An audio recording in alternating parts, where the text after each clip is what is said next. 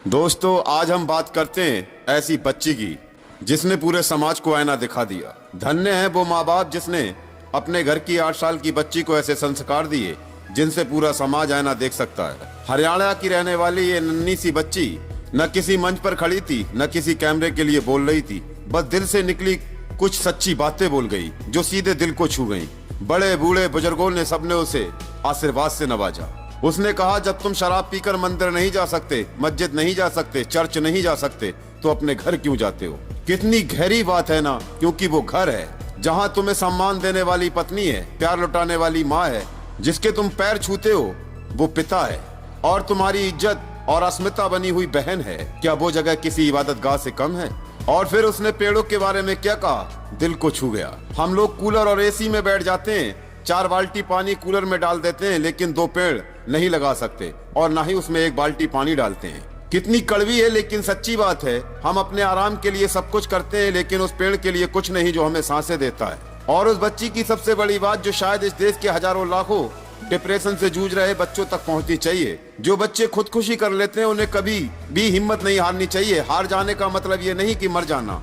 बहुत दर्द होता है उस माँ को, उस पिता को जिसने झूले में झुलाया, दूध पिलाया, अपने अरमानों से पाला, और वही बच्चा फांसी के फंदे पर झूलता है। क्या उम्र थी उस बच्ची की, सिर्फ 8 साल, लेकिन समझ इतनी गहरी जैसे किसी संत की हो। ऐसे बच्चों से हमें सबक सीखना चाहिए, क्योंकि उम्र छोटी हो सकती है लेकिन सोच बड़ी हो तो पूरी दुनिया बदल सकती है। सलाम है इस बच्ची को और उसके माँ बाप को जिन्होंने संस्कार दिए, न सिर्फ शिक्षा। आइए सुनवाते हैं उस बच्ची की बातें।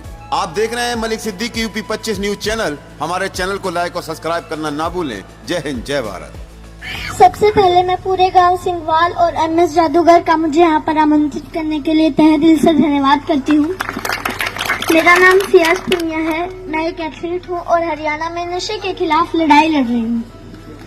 आज यहाँ जितने भी मेरे बुजुर्ग, जितने भी मेरे नौजवान भाई बैठे हैं जो नशा करते हैं, मैं उनसे पूछना चाहती हूँ कि आप नशा करके मंदिर नहीं जा सकते, मस्जिद नहीं जा सकते, चर्च नहीं जा सकते, गुरुद्वारा नहीं जा सकते, तो आप नशा करके घर कैसे चले जाते हो।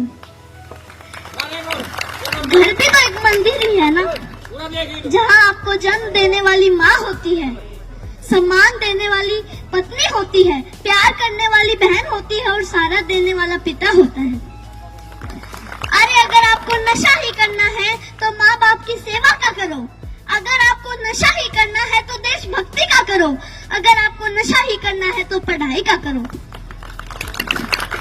जो सिर्फ आपको ही सम्मान नहीं देंगे बल्कि आने वाली 7 पीढ़ियों को सम्मान देंगे। और एक बात और, आप सब देख रहे हो बहुत गर्मी है, तो जब आप खेत में काम करने के लिए जाते हो तो वहाँ आप पेड़ के नीचे छांव ढूंढते हो, और जब आप गाड़ी या बाइक लेके कहीं बाहर जाते हो तो भी आप छांव ढूंढते हो ताकि सीट गर्म ना हो। और हम तो छत के नीचे एसी, कूलर, पंखे के नीचे बैठकर गर्मी से बच जाते हैं। लेकिन जो ये बेजुबान जानवर हैं, पक्षी हैं, उनका क्या? वो तो बोल भी नहीं सकते किसी को। वो तो हमारी छत पे उम्मीद लेकर आते हैं कि यहाँ हमें दाना पानी मिलेगा। तो मैं आप सबसे हाथ जोड़कर विनती करती हूँ कि अपनी छत पे थोड़े से दाने और पानी रख दें। और इन पेड़ों का क्या जो हमें ऑक्सीजन देते हैं, छांव देते हैं।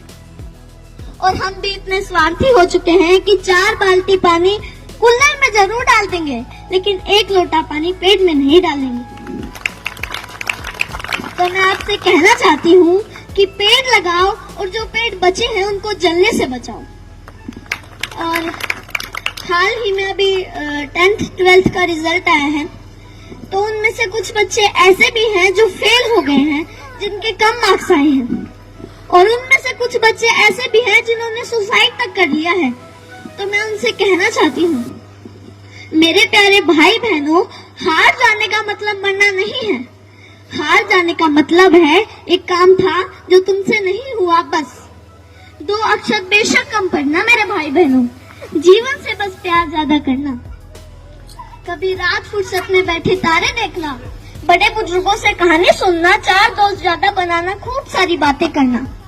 जुगनू तो नहीं तुम्हारे हिस्से, पर हाँ कभी आग जला के सरकंडे को गोल गोल घुमाना, फूलों की खुशबू महसूस करना, आसपास पेड़ों से गुजरती हवा के लिए शुक्रमंद होना, नदी में पैर डुबो बैठ जाना, यूं ही देर तक सूरज जाता हुआ देखना।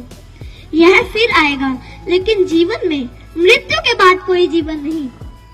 माँ तो कहती है कि मरना कोई मामा के घर जाना नहीं, जहाँ आना जाना लगा रहेगा। कोई जगह सताए जगह बदल लेना, बस जीवन मत छोड़ना। कभी जीने का मन ना भी हो तब भी जी लेना। कोई गलती हो भी जाए तो स्वीकार कर लेना, हाँ गलती हो गई। इज्जत जीवन से छोटी है, जीवन हर हाल में बड़ा है। कभी घुटन होने लगे, मरने का ख्याल आए, मरना जीवन पर हावी होने लगे तो बात कुछ दिन पर टाल देना। सोचना अपने किसी करीबी का जाना, उस माँ का विलाप याद करना, अपने पिता की झुकी गर्दन याद करना।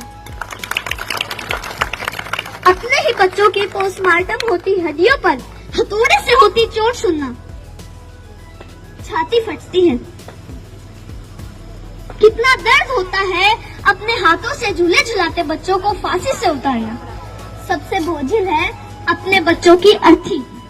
तुम्हारे जाने के बाद कोई तुम्हारे जाने पर मरेगा, कोई चश्मा संभाल के रखेगा, कोई किताब देखकर खूब रोएगा, कोई मैली शर्ट बरसों तक नहीं धोएगा। मेरे प्यारे भाई बहनों, हार जाने का मतलब मरना नहीं है। हार जाने का मतलब है एक काम था जो तुमसे नहीं हुआ बस। और एक बात और जो मैं हर मन से कहती आई हूँ और आज भी कहूंगी, जहाँ भी बात जवान की आई, जहाँ भी बात किसान की आई और जहाँ भी बात महिलाओं के सम्मान की आई, तो ये सियाज पुनिया आपको सबसे आगे खड़ी मिलेगी। धन्यवाद।